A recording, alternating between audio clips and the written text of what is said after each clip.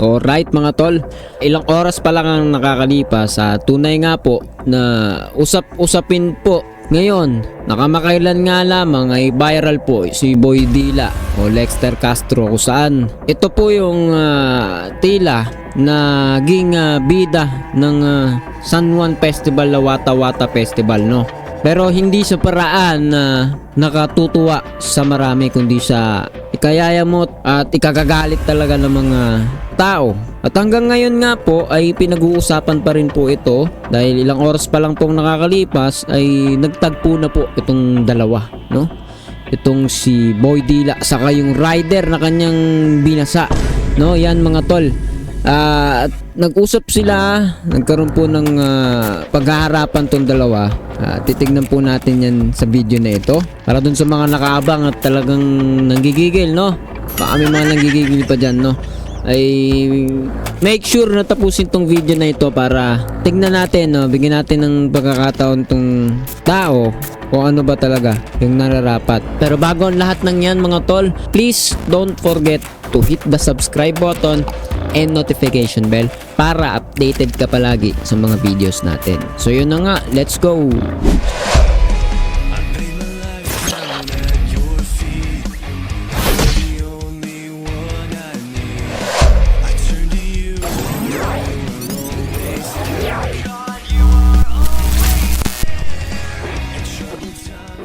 So yun na nga mga tol, dito sa post po ni Melski, no? So hindi po ako familiar kay Melski, pero naka-follow po ako sa kanya, no? Hindi ko na maalala, siguro meron po siyang post na maganda or something. So yun na nga, basta naka-follow tayo dyan. And nakalagay po dito sa option is enjoy being celebrity, aka Boy Dila. Nagiging celebrity daw ngayon, you know? Kasi marami pong nagsasabi na matapos po yung pangyayari na yon ay instant vlogger na po itong si Kuya. So wala po tayo, we don't have anything against this man o this person. Pero 'di ba, ganoon naman karaniwan nangyayari sa panahon ngayon, whether maganda, pangit ang ginawa mo, nag-viral, nag-trending ka, bigla-biglang nag-iiba yung mga tao, minsan nagiging motivational speaker, 'di ba?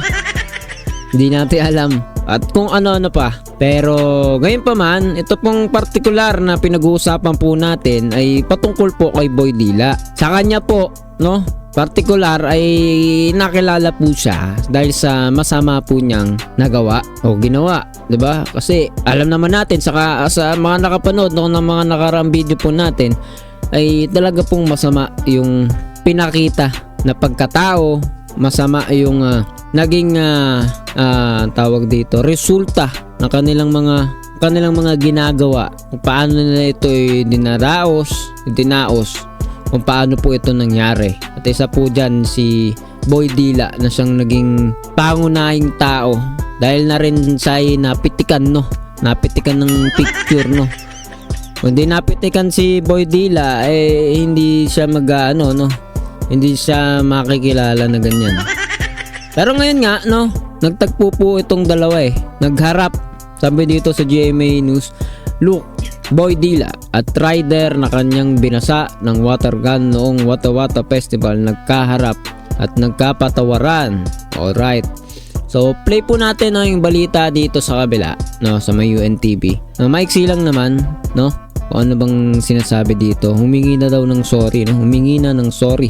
Noong June 24, kahapon, personal na nagtungo sa San Juan City Hall ang rider kung saan humingi ng paumanhin si Lexter sa kanyang nagawa at niregaluhan ang rider ng helmet at kapote. Tinanggap. Di ba ninyo naaalala yung nakaraan na video ni Lester, ni Boy Dila, na humihingi ng tawad, sorry, ganito, na stress na daw po siya. Tapos sa bandang dulo, sinabi niya, I love it. Tapos sabay dumila, no? Sino yung mga nakapanood nun? Ako nakita ko po yun. So I don't think so na seryoso siya dun sa parte na yun. Yung video na yun, in fairness, dito ay ibang usapan na po ito, no?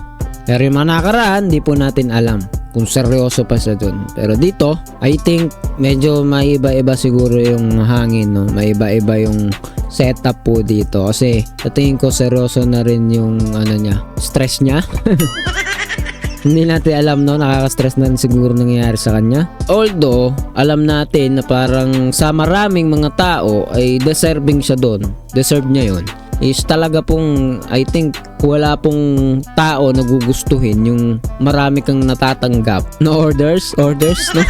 Order, diba? Darating, tatarin ka ng bogus order, tapos siguro pwede pa niya yung pagtagumpayan na alam niya, mga galit lang sa kanya. Pero yung mga death threat, diba? Marami rin daw siya natatanggap. Eh sa akin, parang sa tingin ko, it is something na maaari mataas ang tsansa na totoong makakapagpa-stress sa isang tao, lalo na kung ikaw ay gumawa ng masama. Iyan po yung mabigat dyan, no? Maigi kung gumawa ka ng mabuti, no? Kahit patayin ka na yata, diba? Huwag naman nawa, no? Eh, alam mo mabuti ginawa mo, tama ginawa mo. Eh, paano yung masama ginawa mo, no? I think nakaka-stress din po talaga yan. At siguro naman ay may epekto sa kanyang pagkatao, maturity niya o ano pa man.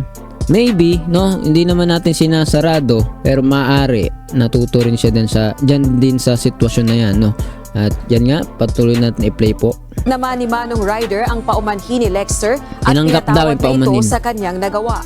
Ayon kay Mayor Francis Zamora, naway magsilbi itong halimbawa na mahalaga ang pagbibigay ng respeto sa kapwa at huwag gumawa ng anumang bagay na maaaring makasakit sa ating kapwa, mapapisikal o emosyonal man. Ayan.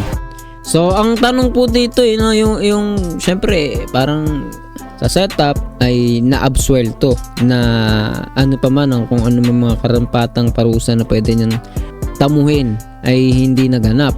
Maaari, no? Disclaimer lang, hindi natin alam kung ano talaga nangyari.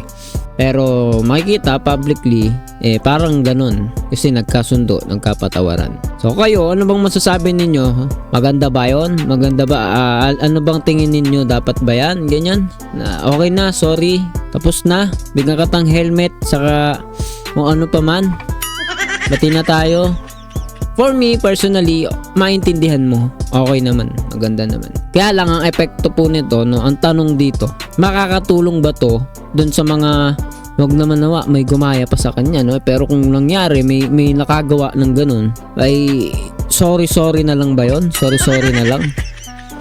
Paano po yung mga naapektuhan, yung mga nasirang gamit, 'di ba? Alam ko may mga nasiraan po diyan, 'di ba? Disclaimer lang, guys ha.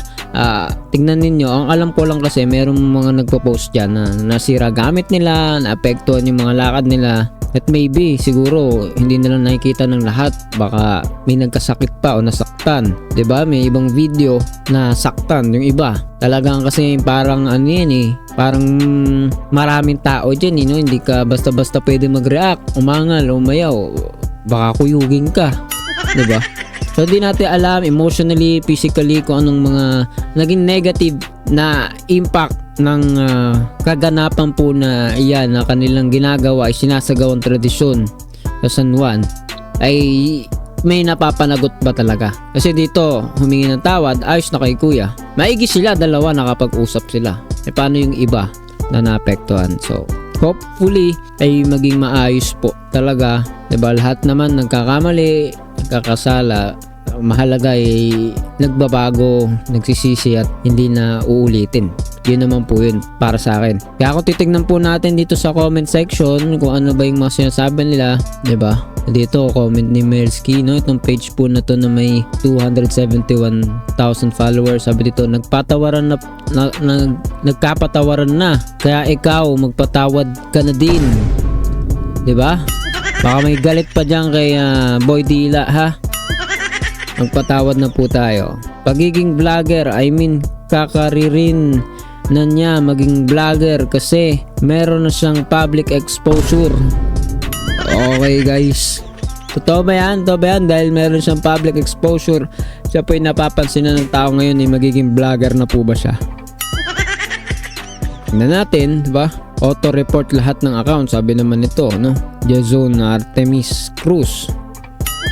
So, bahala kayo dyan guys, labas tayo dyan ha. Tayo, opinion tayo. Bigay tayo ng opinion, pero gandun lang po muna. Sabi nung isa nung page, author nitong post. Grabe ka naman, idol, galit na galit. Okay. Ginagawa niyan. Parang kino-question yung ginagawa niya ni Albina Pellegrino. Damage control. Next niyan, baka nasa Pinoy Pawn Stars na yung water gun na yan. Okay.